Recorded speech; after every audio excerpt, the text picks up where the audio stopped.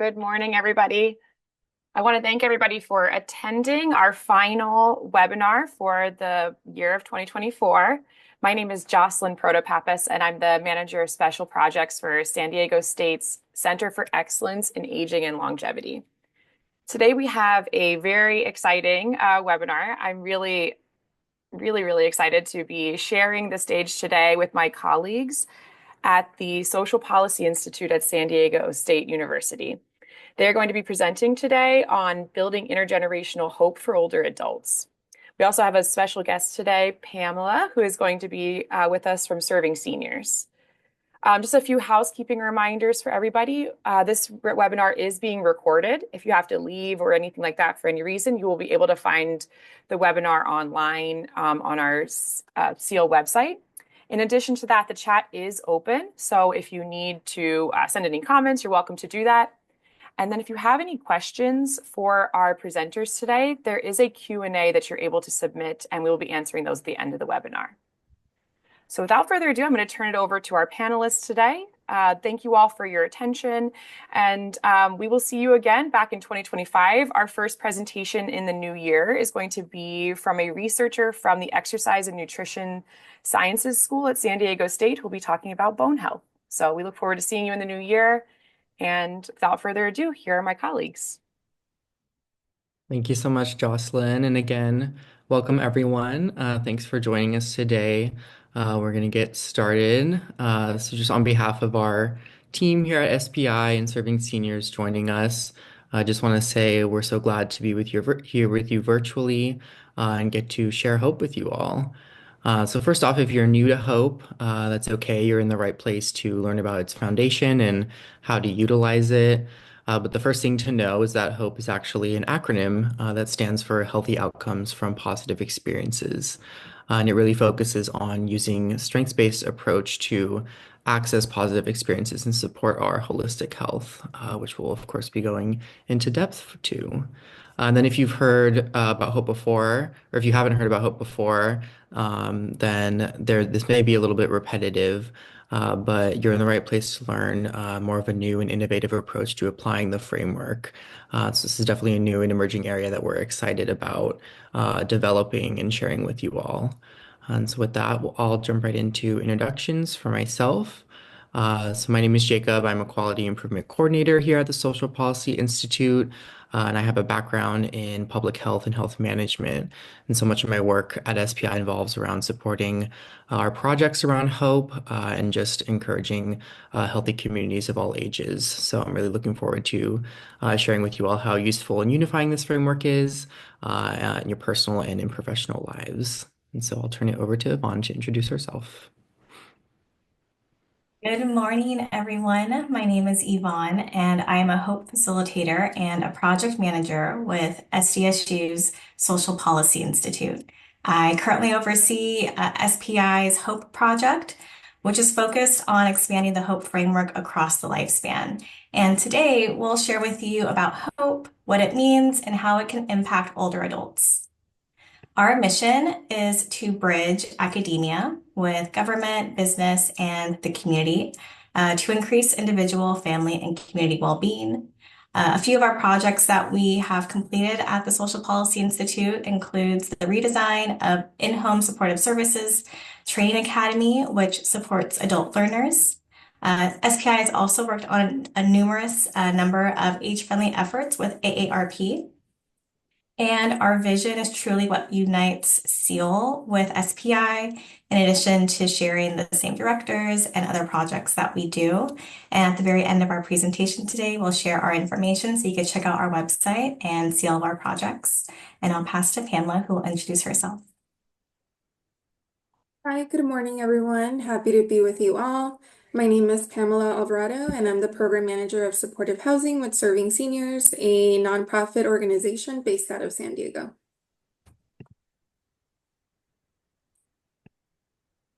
All right, we can go a couple slides forward, please, to our background slide. So I'm going to start us off with some background on our older adult population and specifically how and why intergenerational connections play such a role in their healthy lifestyles and really help us enrich and strengthen our communities.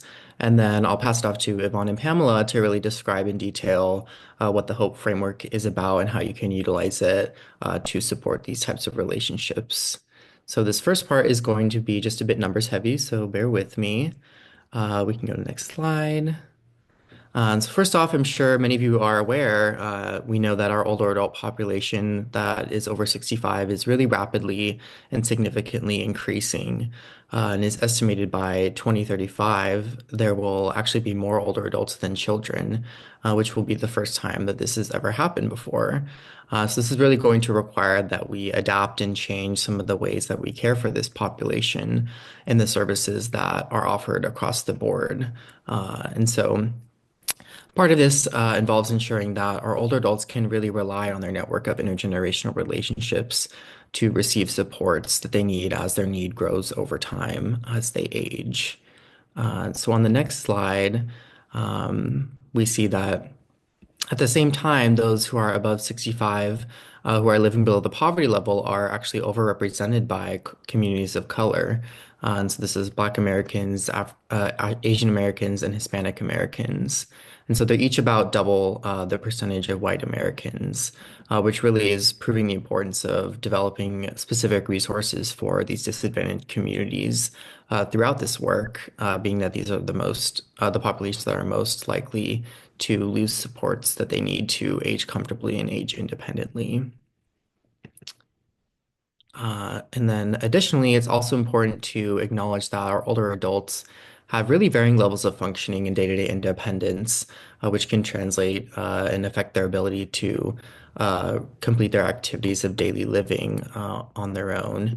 And so we really need to support this older adult populations holistically because sometimes it's not only medical supports that they need, and things like communication difficulty or self-care difficulty, and then hearing and vision difficulty even are really going to impact the way that they experience the world around them and receive resources. So this starts to connect to our caregiver population because older adults who have these difficulties functioning may need additional support from those around them. And then at the same time, as our older adult population increases, so does our caregiver population. So here I just want to highlight the significant connection between caregiving and intergenerational relationships because the more opportunities there are for older adults to really interface with caregivers and people who support them in a meaningful way, the more opportunities there are for this relationship to become mutual and holistically beneficial. So we've seen that the number of Americans providing unpaid care has really increased over the last 5 years, and this is from 2015 to 2020. But these numbers are expected to continue to increase because of our population growth.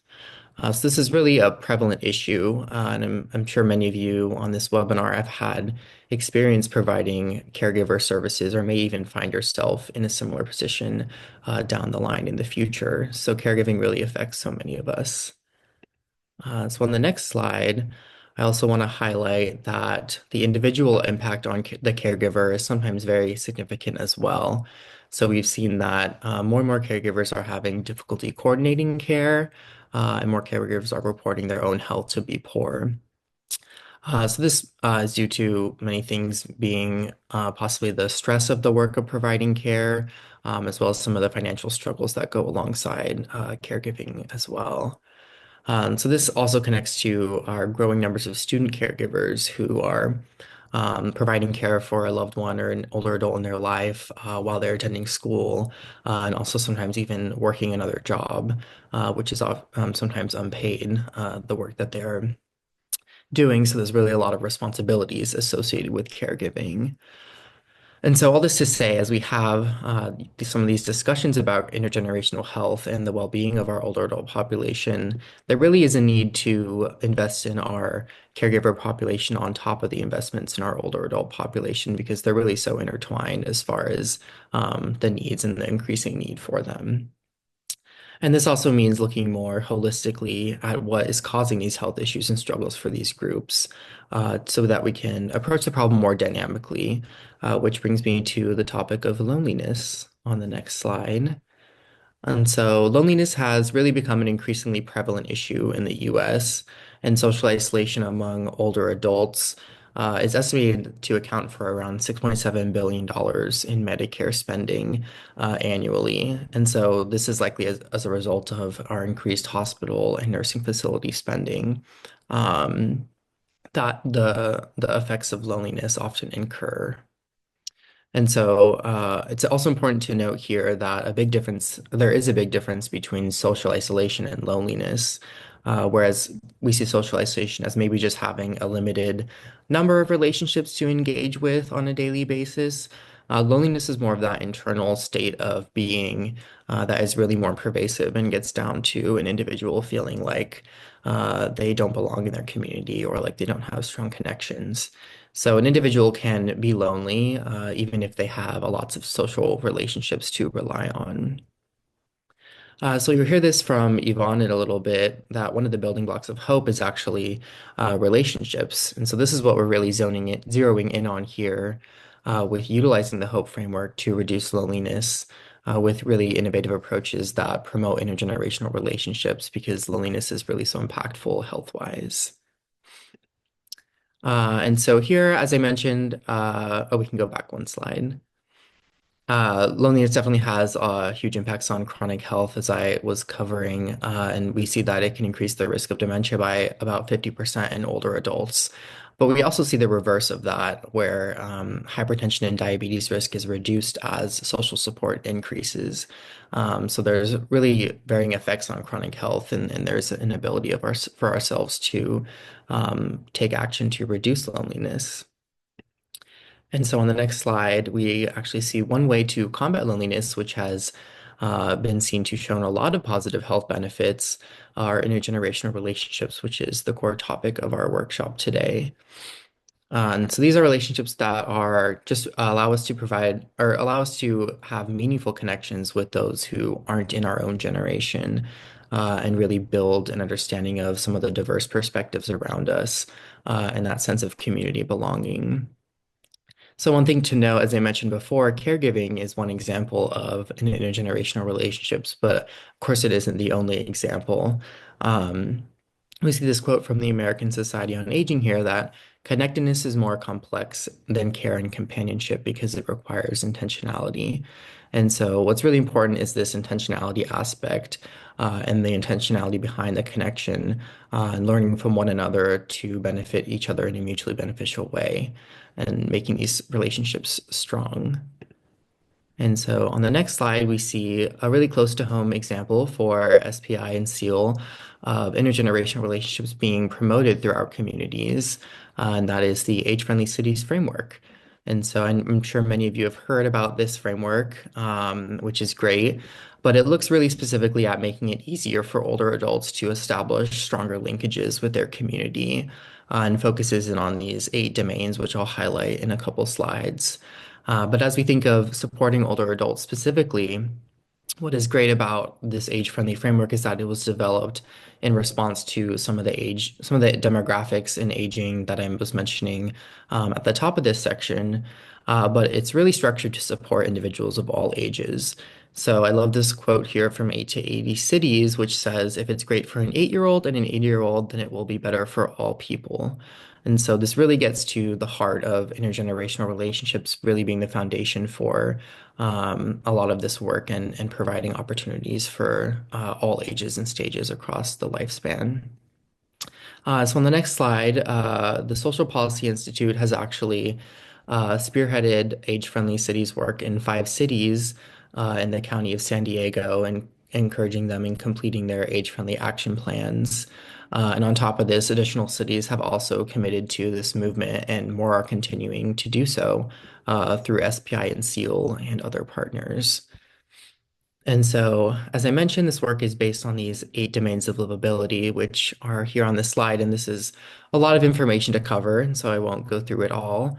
But really, what's important to know is that each domain has specific activities and policies that are attached to them, specific to their community, that the age-friendly plan is supporting after it's completed.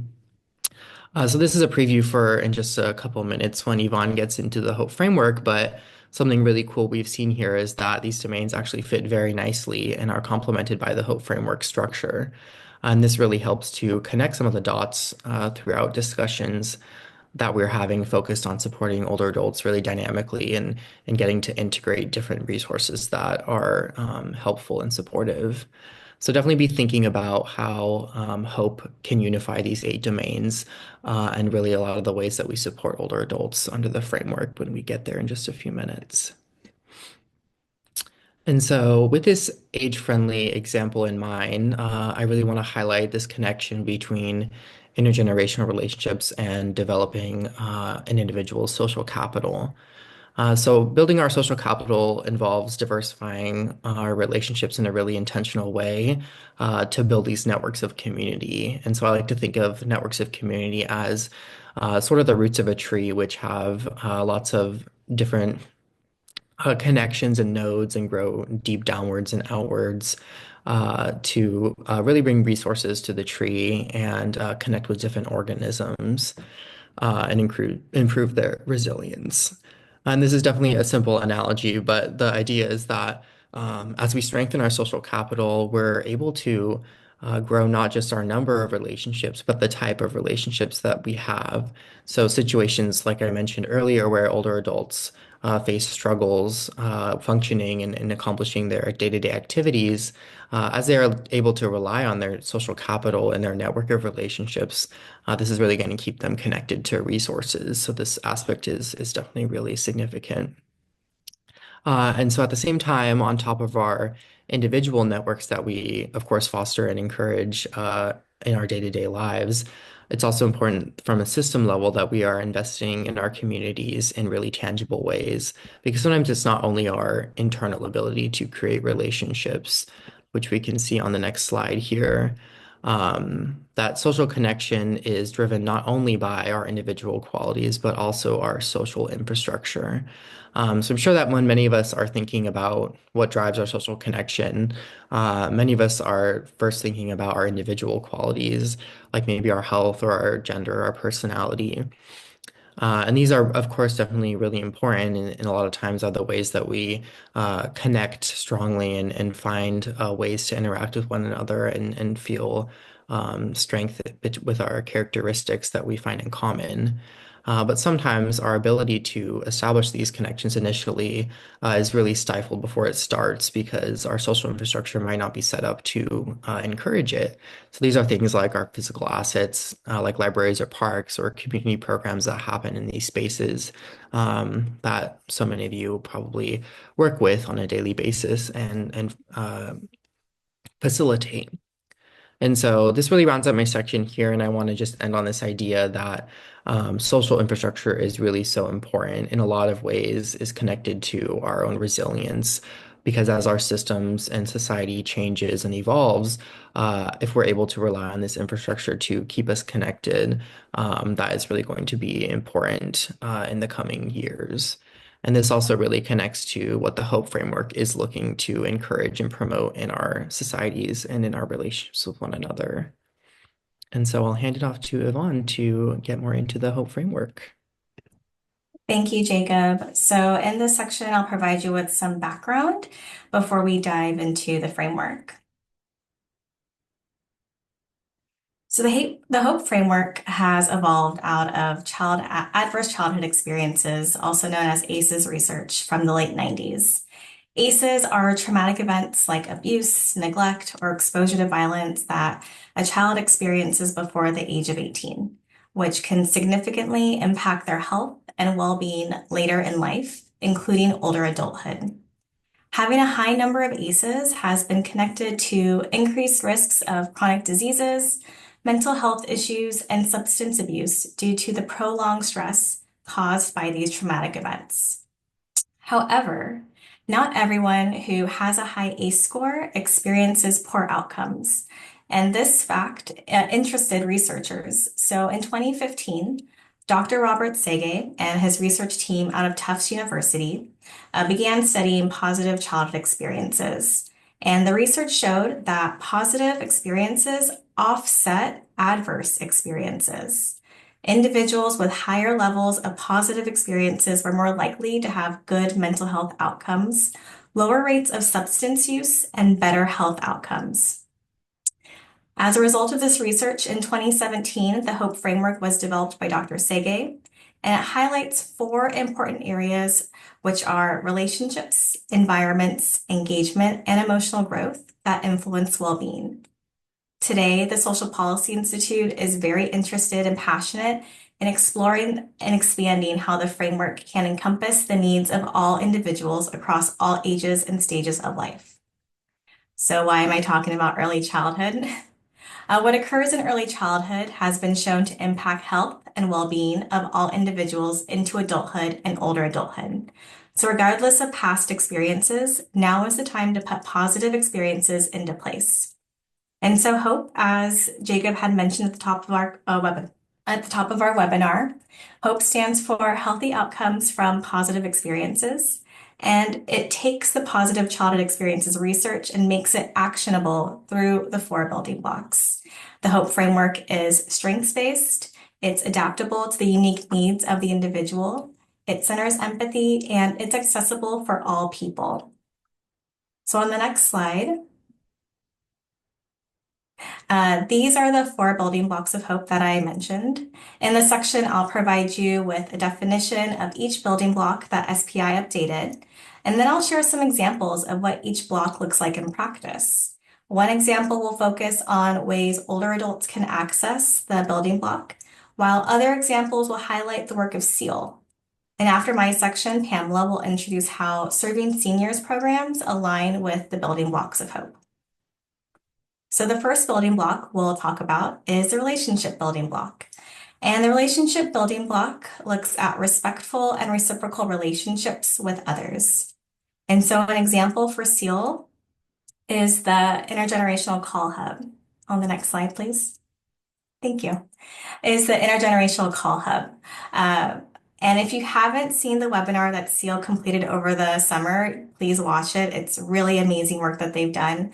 But they brought together Determined Health, Meals on Wheels to develop a program that connects older adults with college students at SDSU to engage in weekly telephone conversations. By the end of the program, survey findings highlighted that most older adults reported feeling less lonely and enjoyed the relationships that they developed with the students. Another example is the San Diego Caregiver Connections Peer Support Program, which connects caregivers in a supportive environment to share their experiences, receive practical advice, education, and referrals. All of these programs connect with all of the research that Jacob was discussing about in his section about isolation and loneliness. As for opportunities for older adults, one idea is shared storytelling. As an older adult, you have lots of stories to share and experiences that people of all ages would love to hear about, so tell them. And on the other hand, also be willing to extend a listening ear and ask to hear stories from the younger generation and offer and express genuine interest. Another idea, mentoring programs. If you desire to give back to younger generations, mentorship, volunteership are great ways to do this. Sharing your knowledge and skills with the younger generation and teaching them important lessons, all while providing a stable and supportive relationship, is so impactful. The next building block we'll talk about is the environment building block. And this looks at stable environments in which to work, learn, and play. And emphasis on play because play doesn't just end in childhood. But an example that SEAL and SPI have done and Jacob talked about are the age-friendly community work. This is a great example of an intergenerational environment for older adults. The idea of a community being great for an 8-year-old and an 80-year-old, which is also great for everyone in between, is incredible. As for opportunities for older adults, shared living arrangements like multi-generational housing. My friend and her husband recently just moved into a bigger rental home with their 2 littles and her mother-in-law. And her mother-in-law is paying a portion of the rent and also providing free childcare, which is a great help for my friend and her family. But the mother-in-law also benefits in that she has her own space in the home. She's paying less than what she paid for previously in her last living arrangement, and she gets to spend all the time she wants with her grandchildren. So addressing loneliness and social connection issues. Another option or another idea for shared living could be older adults opening up their homes to college students, really supporting that mutually beneficial relationship. Community projects are also a great way for older adults to get connected within their communities, finding opportunities to improve your neighborhood, organizing cleanup efforts, creating a community garden, or even starting a free book stand are all great ways to develop community and also support your environment. The third building block is the engagement building block. And this building block looks at developing a sense of belonging and connectedness. And so for these examples, I'm highlighting both the volunteering at the call hub and participating in age-friendly listening sessions again, because the reality of the HOPE framework is that an activity or program can fall within multiple building blocks. It doesn't just have to be in one. And so these are opportunities for social and civic engagement that support older adult well-being and fall within other building blocks as well. And so opportunities for older adults include learning a new skill and staying active.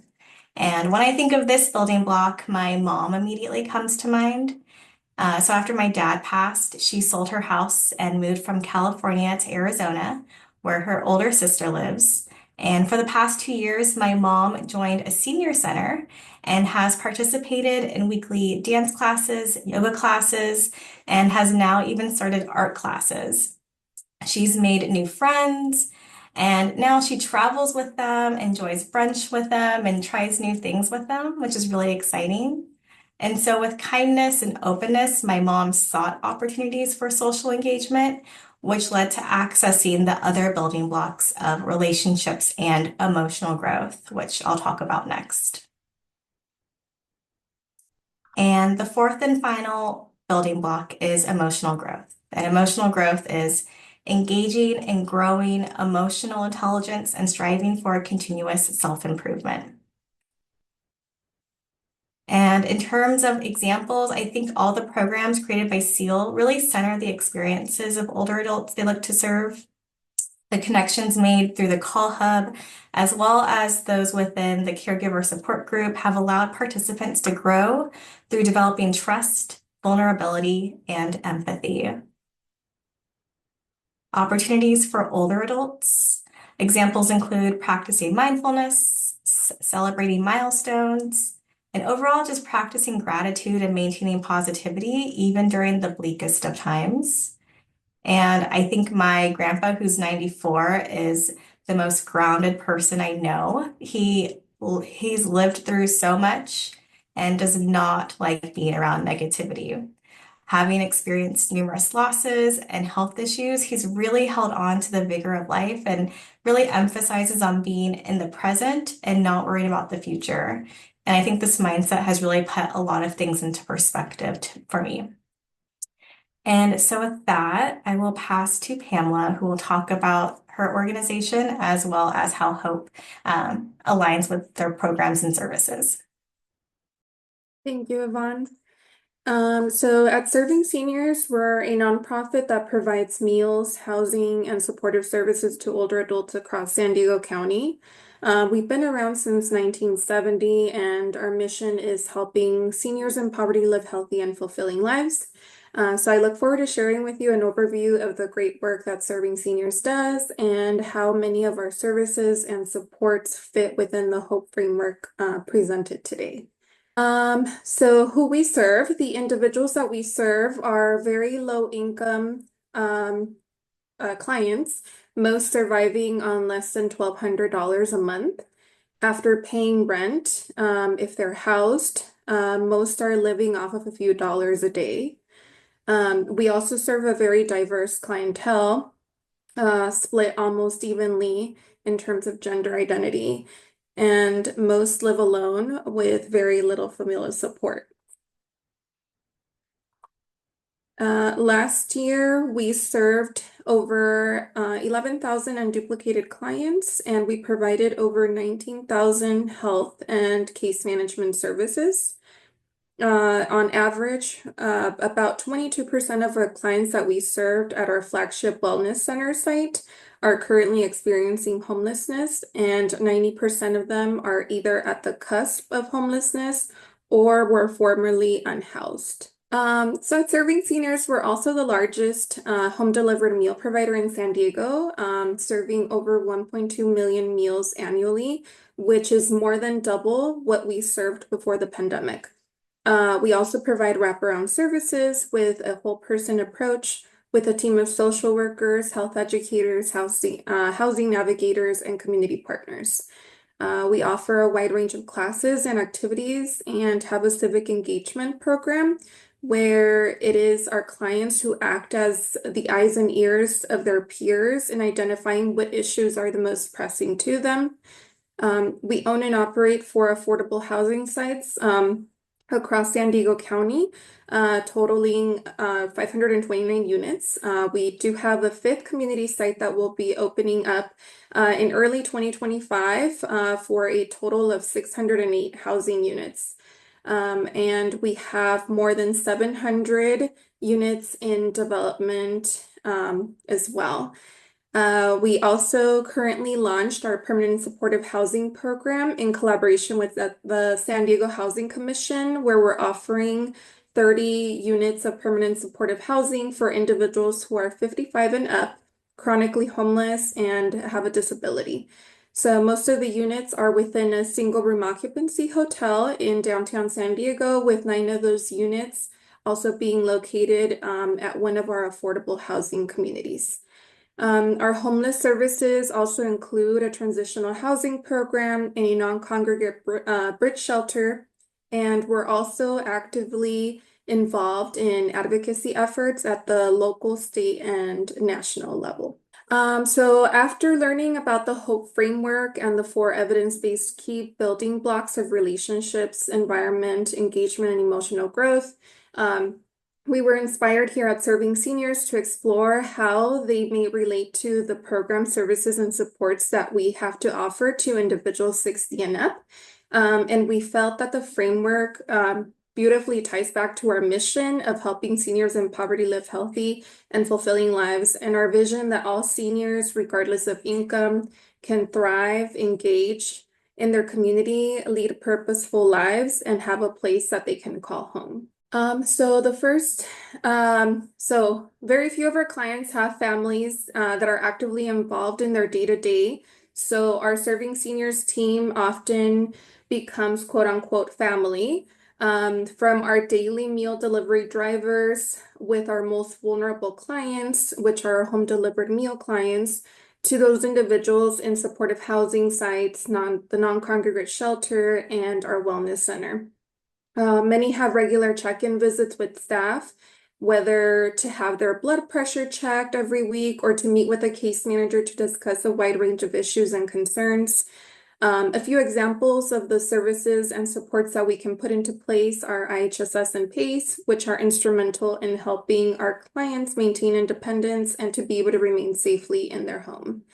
In fact, based on our current data from our outcome survey, which captures feedback from clients served from our team, 82% of clients served felt that they gained access to community resources, 87% reported excellent or good health, 91% reported successfully being able to manage their health.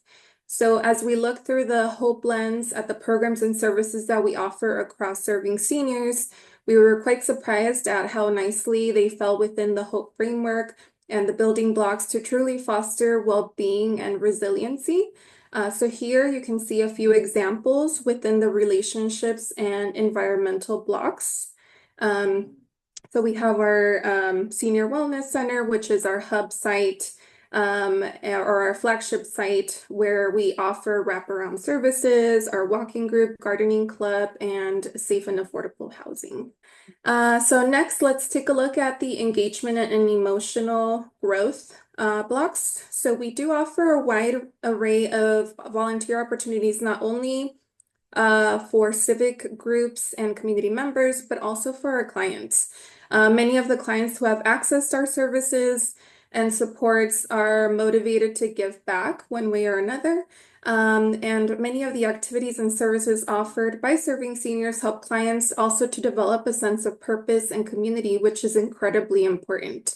Our recent outcome surveys also noted that 75% of the clients served felt improvement in their social connections by participating in a variety of programs and services offered across our multiple locations. So we look forward to continuing to assess our engagement opportunities and supportive services through the Hope Lens to decrease loneliness, increase engagement, provide safe and secure housing environments, and to support the overall health, mental health, and overall well-being of older adults in San Diego County. Awesome. Thank you, Pamela, for sharing those insights from serving seniors.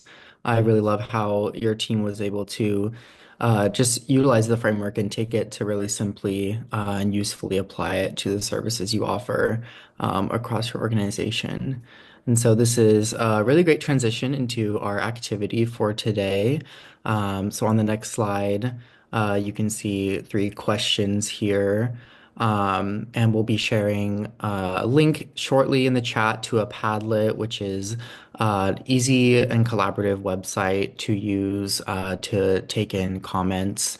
So you'll see that there's a space to respond to the questions here for each of these building blocks on the slide. These questions will really help us think more concretely about the Hope framework from a professional and personal lens. So the questions are on the Padlet, but I'll also read through them to give a little background. So first, how do you see the building blocks of hope in your organization? So thinking about the services or activities or the structure of your organization, how do these building blocks really lend to and support them?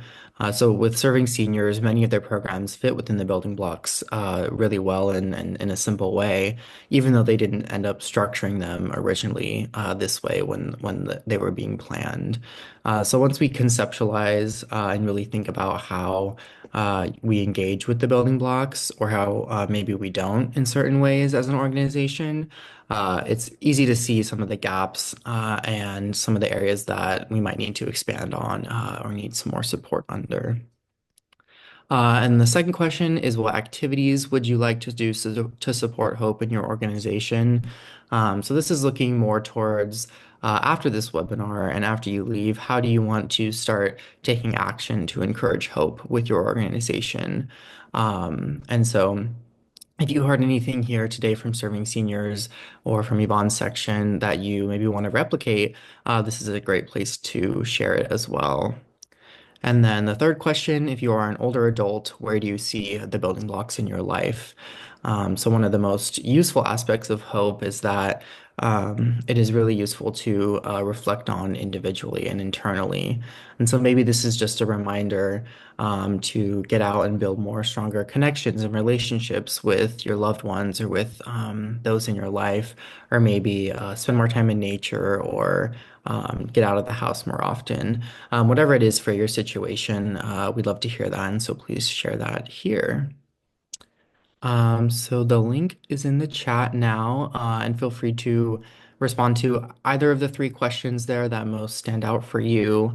And then please send any questions in the chat, and we'll do about a few minutes of adding comments, and then we'll read through some of them and see what you all are interested in diving more into the Hope framework and before we close out for today. So just a few minutes of reflection and adding comments to this Padlet form, and then we'll bring it up and have a little discussion. All right, seeing so many awesome comments added to the Padlet. So I think it's a good time to pull it up and get to dive into some of your thoughts.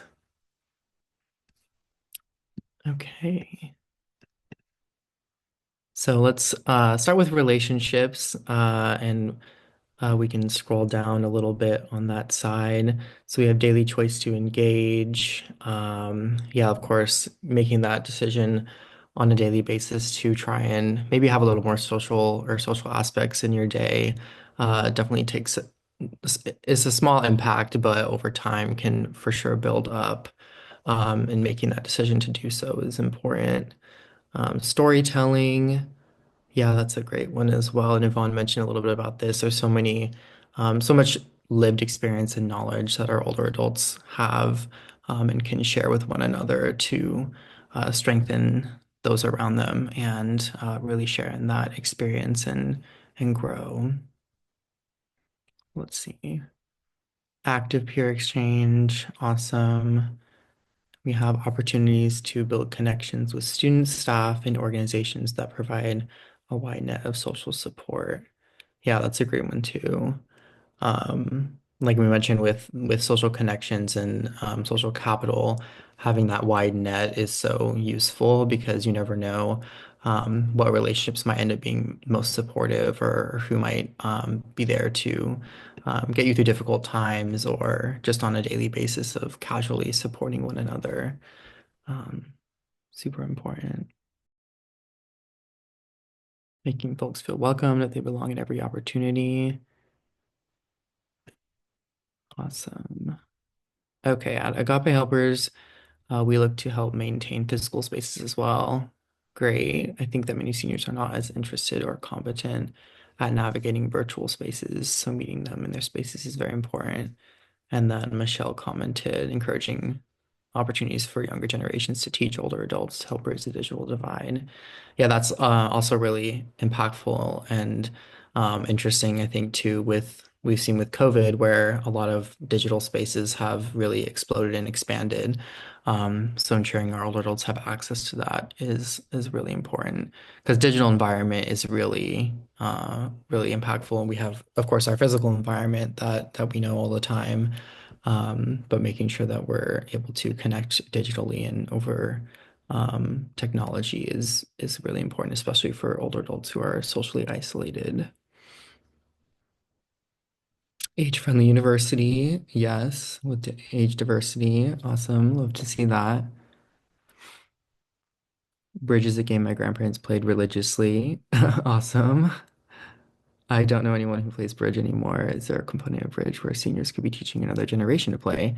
Yeah, I definitely love that too. I feel like so many games are really such a great way to connect, and we have all of our technology games these days. But there's of course games like Bridge that are just as good, if not better, at encouraging connections. And I'm sure that younger generations are open to learning them for sure. At least I am as well. All right, jumping into engagement, trying new things, helping older adults, sharing lived experience with policymakers and community leaders. Yeah, that's really awesome too. Like we mentioned, lived experience and sharing it with one another, but from a policy perspective and making sure that it's taken into actual account when legislating for things that are going to affect this population. That's so important. Providing seniors opportunities, volunteer, yes, of course.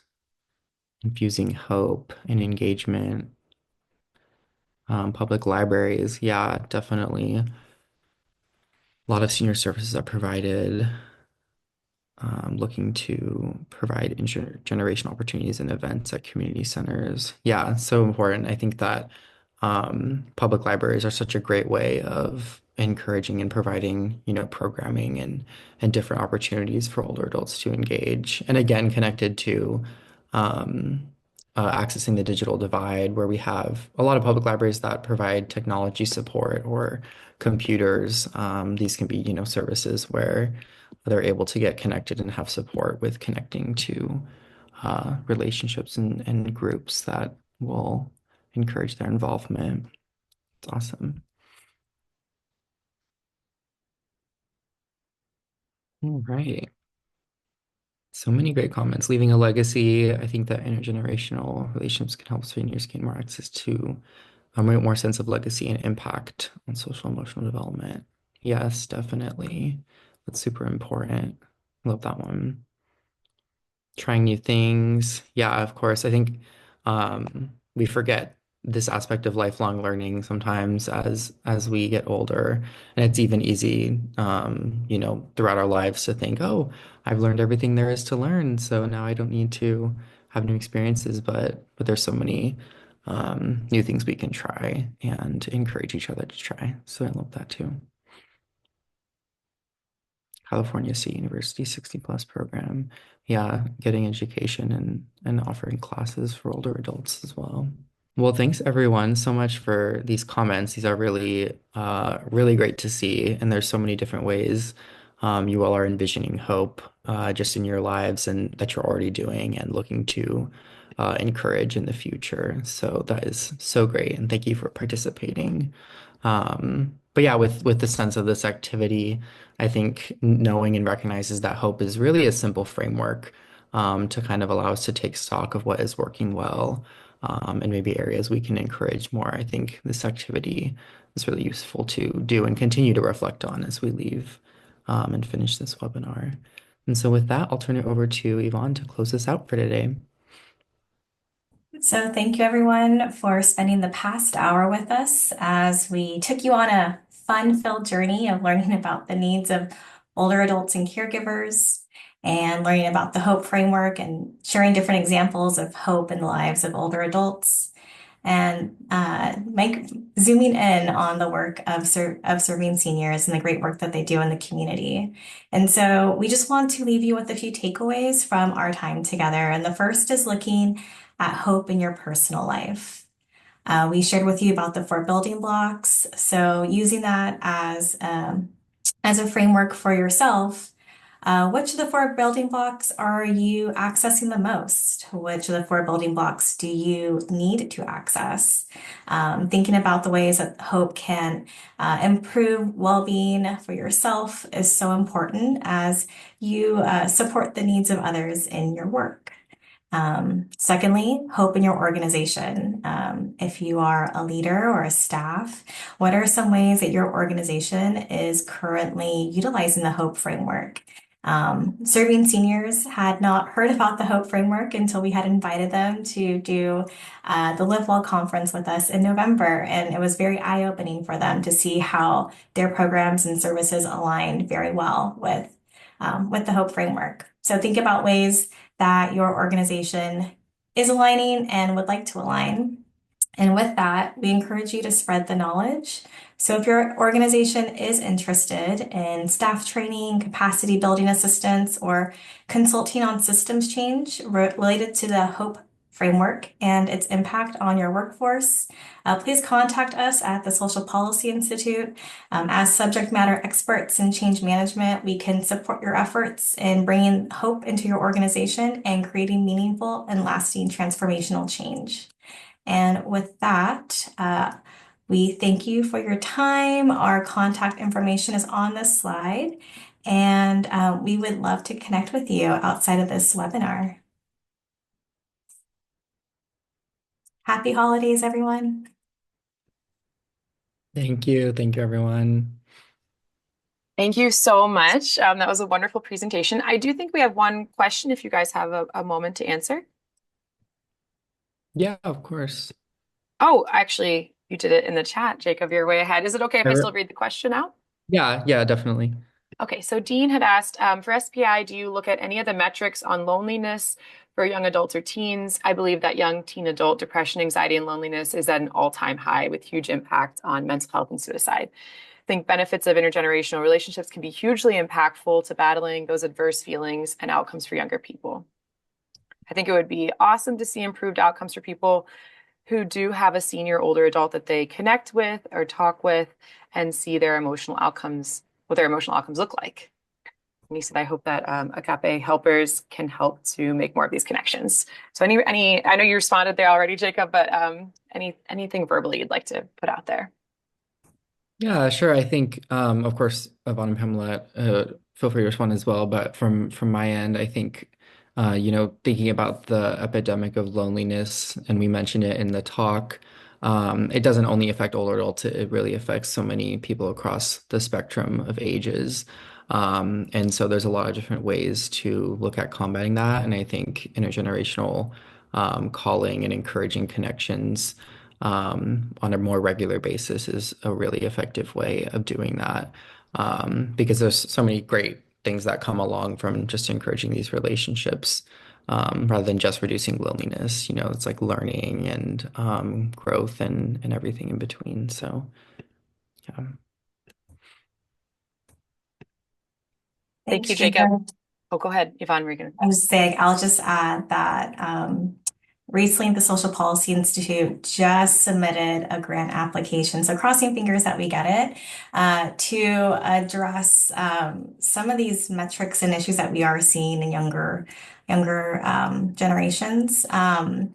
So we're looking to infuse hope within the community by way of community partnerships, working with local organizations that support youth, as well as infusing like hope trainings and building up capacity for providing those hope-filled experiences. So if we get it, it'll be super exciting and we get to pilot how that looks within our community.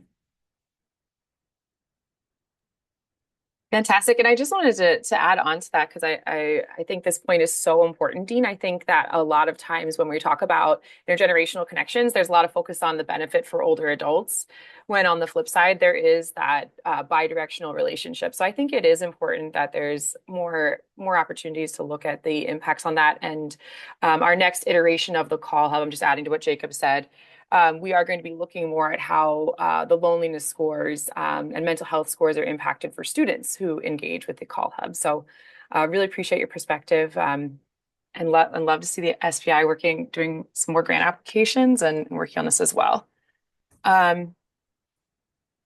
Okay, awesome. So with that, I'm going to let's give a big round of applause to my colleagues at the Social Policy Institute and to Pamela from Serving Seniors. I want to thank you all for being here today. It was a wonderful presentation, and I really appreciate the opportunities to have like applicable steps to just take a framework and put it into action. So really appreciate that. For everybody else on the call, again, I want to wish you happy holidays and extend my biggest thank you for being a part of these webinars all year long. This has been a new initiative for SEAL.